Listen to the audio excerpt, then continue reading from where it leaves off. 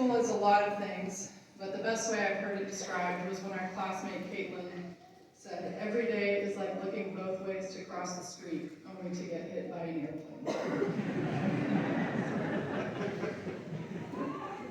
Medic school is a year and a half of getting hit by airplanes you didn't even know existed until now. It's a year and a half of going home and updating your map with all the new twists and turns, and then trying again and again. It's a year and a half of learning how to look up and prepare for all the things that could fall out of the sky at exactly the wrong moment. But here we are, finally on the other side of the street. How sweet it is to look around and realize we made it. This is the end of medic school. T.S. Eliot was a poet, not a paramedic, but he was a Missouri native, and he wrote, "To make an end is to make a beginning. The end is where we start from." Let's celebrate this end we've arrived at, but let's also celebrate this moment as the beginning of something new. We've become paramedics, but now we start on the new path to becoming good paramedics. This path is different. No JPL quizzes, no platinum, no peer reviews, no FISDAP, thank God. There will be no Excel spreadsheet to tell us what we're missing or which lesson we're going to learn on which day. This path is entirely up to each of us. We will begin again, just like we did a year and a half ago, with our own destination in mind and a blank sheet of paper for a map that we'll draw along the way. The only other things we get to take with us are the same things that got us here. Each other.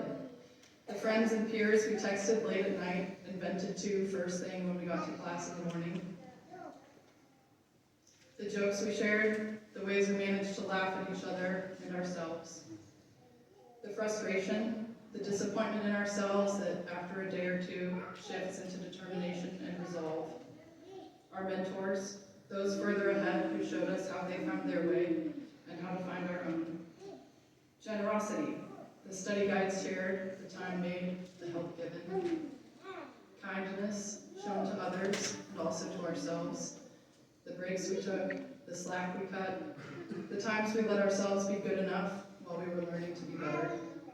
And mostly, our friends and family, our spouses and our partners.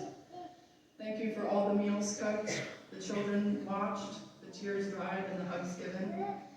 Thank you for all the cheering up and the cheering along. Thank you for letting us explain acid-base balance and the trauma-lethal triad and the renin-angiotensin-aldosterone system even when it was the most boring thing you had ever heard of.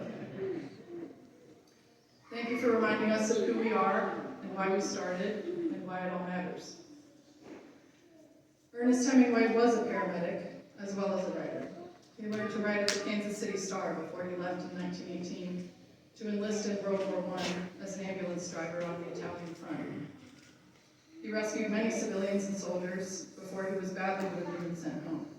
He wrote lots of books, including one called The Wild Years, in which he makes a point for us to remember as we start on this new beginning.